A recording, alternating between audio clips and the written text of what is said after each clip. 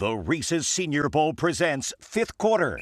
Here's Simone Eli and Gerhard Mathangani. Well, there's a chill in the air tonight along the Gulf Coast here in Alabama as another week of the playoffs have arrived. More than a dozen teams advanced to round two. Who will survive another week and make it a November to remember? Welcome into fifth quarter. I'm Simone Eli alongside Gerhard Mathangani. If you're still playing when it becomes sweater weather here in Mobile, it's a good indication that you're having a pretty good season. Yeah, when you're walking out after school at about 3 o'clock and the grass is dry, yes, you know that you're in a good part of the year. No doubt about that. We had football all along the Gulf Coast, several teams traveling to the Birmingham and the Dothan area. Let's head to the Wiregrass now, where Vigor, our only team in Region 1 for 7A, advanced to round two. A historic win last week, Simone, and now on the road at Enterprise, these two meeting for the third time.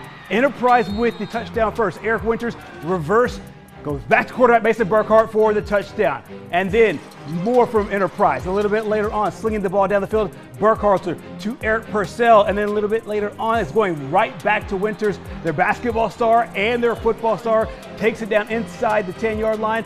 But the Vigor defense does hold them to a field goal. It was 13-0 Enterprise in the first half. Hats off to Vigor, a phenomenal season, but it ends in the second round as Coach Ben Blackman and company win 30-14. Tough one and tough teams there in Region 2. All right, let's turn our attention to 6A now. Saraland Spartans have been the top-ranked team all year. Jeff Kelly and company hosting McAdory tonight. KJ Lacey early on throws a strike to CD Gill. First score of the game at 7-0 Saraland on top. A little bit later, more offense from Lacey and to Gill again, this time to CD Gill in the end zone. What a throw by KJ Lacey, Gerhard. We watched this like 10 times editing these clips. He's incredible. It's 14-0 Saraland is rolling. Sparty is pumped up. All right, later to the ground they go, and it's Sante McWilliams wanting in on the action. He finds pay dirt. Saraland rolling over McAdory at home. And how about a little special teams to boot? Saraland getting it done in all three phases. Sante McWilliams back in the end zone later in the first half as well. Saraland punches their ticket to the quarterfinals, 49-14, the final. And staying in town, let's head over to St. Paul's E.E. Delaney Stadium. Saints up against Pike Road. Opening kickoff and a quick, early, rough start for St. Paul's and Ham Barnett. Can't collect the kick here. Pike Road is going to recover, and the Patriots would capitalize on their very first offensive drive. Jordan Holmes finds Braylon Outlaw, and what a catch in the end zone. The official makes the call after falling on the ground, still able to make the call, and it was a catch. We watched the replay. Nonetheless, Pike Road takes an early lead. Later on, Holmes on the keeper this time, around the outside, he's in for the touchdown. Pike Road going to win over St. Paul's on the road. The Saints season comes to an end, 44-6, the final. Lots to be proud of for the Saints, but it ends in round two. Let's move over to Class 5A now. Vigor and Eufaula meeting for the fourth time ever.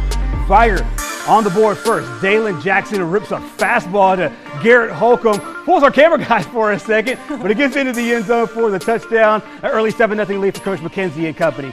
Later on, Jackson drops back, fires it to Jamarian Osborne, catches it in motion, and that's another touchdown for the Wolves. That's how you get started there on the road for Vigor. It will not be a comeback today for Eufaula as the Wolves go on to win it, a big score, 41-0. All right, a top 10 battle for Williamson up against undefeated Central Clay County. Volunteers on the board first behind LaDamian Boyd. He's going to run it into the end zone there as Central Clay grabs an early 7-0 lead at home. More from Danny Horn, the winningest coach in the state currently. Check him out here. It's Gibbons, finds a hole, races to the end zone, 14-0. Williamson trailing into this game at this point. Coach Antonio Coleman and company finding a little bit of offense later. Alvin Dinkins, plenty of time, hits Keith Donald for the first down. Lions knocking on the door when they go to the ground. Willie Maddox punches in the touchdown here, but the Volunteers just all day as Central Clay gets the victory, 31-6. Williamson season ends in the second round. Let's stay in Class 5A. Citronelle hosting top-ranked Montgomery Catholic. Wildcats on a 6-game winning streak heading into this one. Knights on the move early. This is Giovanni Hayner on the carry, right up the middle. Big play here, but watch this touchdown-saving tackle by Caleb Benjamin. Great effort there for the Wildcats. However, a few plays later, they do get into pay dirt. Jatavian Pierce with the touchdown, and Montgomery Catholic takes a 7-0 lead. On to the second quarter.